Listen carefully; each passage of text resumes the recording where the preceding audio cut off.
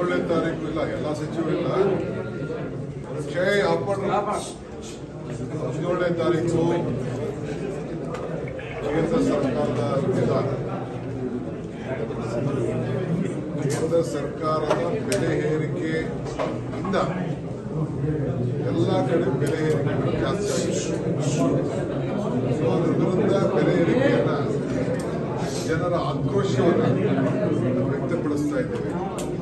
ಹೇಳ್ತಾ ಇದ್ದೀವಿ, ನೀವು ಬೋರ್ಡನ್ನು ಚೇಂಜ್ ಮಾಡ್ಕೊಳ್ಳಿ, ಬೋರ್ಡನ್ನು ಬಿಜೆಪಿ ಸರ್ಕಾರದ ವಿರುದ್ಧ ನಮ್ಮ ಜನ ಆಕ್ರೋಶ ಅಂತೇಳಿ ಬೋರ್ಡ್ ಬದಲಾವಣೆ ಮಾಡ್ತೀವಿ ಅಂತೇಳಿ ನಾನು ಅಶೋಕ್ಗೆ ಮತ್ತು ಪಕ್ಷದ ಅಧ್ಯಕ್ಷರು ವಿಜೇಂದ್ರ ಅವರಿಗೆ ಮನವಿ ಮಾಡ್ತಾ ಇದ್ದೀನಿ. ಸೊ ಅವರು ಬೋರ್ಡ್ ಚೇಂಜ್ ಮಾಡಿಕೊಂಡ್ರೆ ಒಳ್ಳೇದು.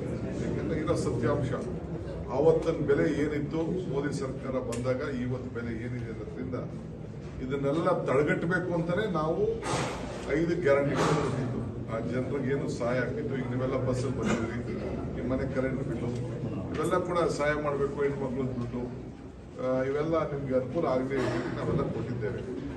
ಸೊ ಅದಕ್ಕೋಸ್ಕರನೇ ಈ ಬೆಲೆ ಏರಿಕೆಯಿಂದಲೇ ನಾವು ಈ 5 ಗ್ಯಾರಂಟಿಗಳನ್ನ ಈ ರಾಜ್ಯಕ್ಕೆ ಕೊಟ್ಟಿರೋದ್ರಿಂದ ಜನರಿಗೆ ತಿಳಿಸಲಿಕ್ಕೆ ಮತ್ತು ಏನು ನಿಮಗೆ ಕೇಂದ್ರ ಸರ್ಕಾರದ ಎಲ್ಲ ಪದಾರ್ಥಗಳನ್ನ ಬೆಲೆ ಏರಿಕೆ ಆಗಲಿಕ್ಕೆ ಕಾರಣ ಅನ್ನೋದನ್ನ ಮನವರಿಕೆ ಮಾಡಲು ಆ ದೃಷ್ಟಿಯಲ್ಲಿ ಎಲ್ಲ ಮೀಟಿಂಗ್ ಮಾಡಿದ್ದೇವೆ.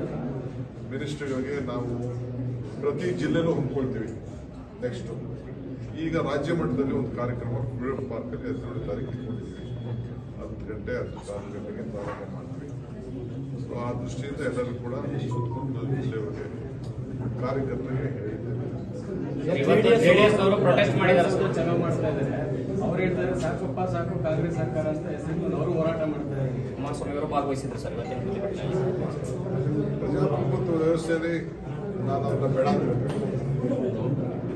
ಅವ್ರಿಗೂ ಹೇಳ್ತಾ ಇದ್ದೀನಿ. ನಾನು ಬಿಜೆಪಿ ಸರ್ಕಾರ ಸಾಕಪ್ಪ ಸಾಕು ಬಿಜೆಪಿ ಸರ್ಕಾರ ಅಂತ ಅವ್ರು ಪ್ರತಿಭಟನೆ ಮಾಡಬೇಕು. ಯಾಕೆಂದ್ರೆ ಬೆಲೆ ಏರಿಕೆ ಯಾರಿಂದಾಯ್ತು? ಈಗ ಪೆಟ್ರೋಲ್ ಬೆಲೆ ಡೀಸೆಲ್ ಬೆಲೆ ನಮ್ಗೆ ಹೇಳ್ತಾರಲ್ಲ, ಅವ್ರು ಪ್ರಾರಂಭ ಮಾಡಿದ ತಕ್ಷಣ ಅವ್ರು ಮಾಡಲಿಲ್ವಾ?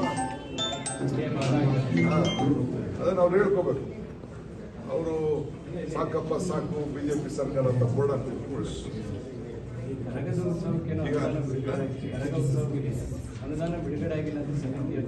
ಯಾರು ಹೇಳಿದಾರ್ರಿ? ನನಗೆ ಯಾರು ಬಂದು ಅರ್ಜಿ ಕೊಟ್ಟಿದ್ದಾರೆ, ನಾವು ಬಜೆಟ್ ಅಲ್ಲಿ ದುಡ್ಡು ಇಟ್ಟಿದ್ದೀವಿ, ನಾನು ಕಾನ್ಫೆಷನ್ ಇಟ್ಟಿದ್ದೀನಿ, ಬಂದು ಯಾರು ಅರ್ಜಿ ಕೊಟ್ಟಿದ್ದಾರೆ ಕೊಡ್ತೀವಿ ಅಂತ ಹೇಳಿದ್ದೀವಿ. ಅವರಲ್ಲಿ 2-3 ಭಾಗಗಳಾಗಿರ್ಬೇಕಷ್ಟೇ. ಎಲ್ಲ ಒಗ್ಗಟ್ಟಾಗಿ ಬಂದ್ರೆ ನಾವು ಯಾರು ಅಧಿಕೃತವಾಗಿ ಏನು ಕರ್ಗಕ್ಕೆ ಮೊದಲಿಂದ ಸಂಪ್ರದಾಯ ಇದೆ ನಾವು ಮಾಡ್ಕೊಂಡು ಬರ್ತೀವಿ. ಬೆಂಗಳೂರು ನಗರದಲ್ಲಿ ಇಟ್ಟಿದ್ದೀವಿ, ಸರ್ಕಾರ ಕೂಡ ಅದ್ರ ಬಗ್ಗೆ ಚಿಂತನೆ ಮಾಡ್ತೀವಿ. ಮತ್ತೆ ಯಾಕೆ ಬಂದು ಕರೆದ್ರು ನಮ್ಮನ್ನ? ನಮ್ಗೆ ಕರೆದವ್ರಲ್ಲ, ಬನ್ನಿ ನೀವು ಅಂತ ನೋಡ್ಕೊಂಡು ಹೋಗ್ತಾ ಇರ್ತೀವಿ. ನಾವೇನು ಸಹಕಾರ ಮಾಡಬೇಕು ಕರ್ಗಕ್ಕೆ ಮೊದಲಿಂದ ಕೊಡ್ಕೊಡ್ತೀವಿ. ಗಣತಿ ವರದಿದೆ ಸರ್, ಮುಂದಿನ ವಾರ ನಮ್ಮ ನಿಲುವು ಏನು ಸರ್?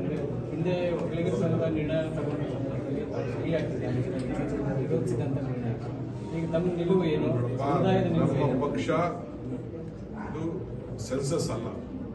ಹೇಳಿ, this is not a census, socio economics. ನಮ್ಮ ಪಕ್ಷದ ನಿಲುವು, ಕೇಂದ್ರ ಸರ್ಕಾರದ ನಿಲುವು ಎಲ್ಲರಿಗೂ ಸರ್ವರಿಗೂ ಸಮಪಾಡು ಇದು ನಮ್ಮ ಪಕ್ಷದ ನಿಲುವು. ನಾವು ನೋಡ್ತೀವಿ. ಇನ್ನ ಮುಖ್ಯಮಂತ್ರಿನೂ ನೋಡಿಲ್ಲ, ನಾನು ನೋಡಿಲ್ಲ. ಇವತ್ತು ಕಳಿಸ್ಕೊಡ್ತಾ ಇದ್ದಾರೆ, ಕಾಪಿನ ಕಳಿಸ್ಕೊಡ್ತಾ ಇದ್ದಾರೆ. ನೋಡ್ತೀವಿ. ಏನಾದ್ರು ಹೆಚ್ಚು ಕಮ್ಮಿ ಇದ್ರು ಕೂಡ ನಾವೆಲ್ಲ ಕೂತ್ಕೊಂಡು ಚರ್ಚೆ ಮಾಡಿ ಎಲ್ಲ ಸರಿ ಮಾಡಂತ ಕೆಲಸ So if you can give us some details, because JDS was protesting against the state government over the price. No. You are mistaken it. JDS and BJP is protesting against the central government because all the price rise has been done because of the central government. The diesel, petrol price has been raised by the central government. So JDS, because already they have been divided. They have been divided and their ideology also has been deferred now. So they want to show their existence. That is why now they have started after 2 years. We wish them all the best. Good luck. So 17th we are doing, because why the price rise has happened? Because of the BJP's price rise it has happened. So all over the country We are also protesting. Sir, also on caste census, sir, the opposition is saying that this is to divide the people and the communities. Always Congress party, BJP divides the people, Congress party unites the people. This is our basic voice, what we do. So it is a socio-economic survey, it is not a caste census. It is a socio-economic survey. Which has been done. So how the economic survey has benefited educationally, socially, and all those things, what is the benefit they have got. The survey they have done. But still I have not gone through the records. We will go to the records, we will discuss on 17th and we will come back to you. So one more thing, the 40% commission. Yes, already my government spokesman have given you a lot of details. I think you will brief you more chance. Deepavali ನೀ ದಾಂಡಿ ஆரம்பிக்கலாங்களா?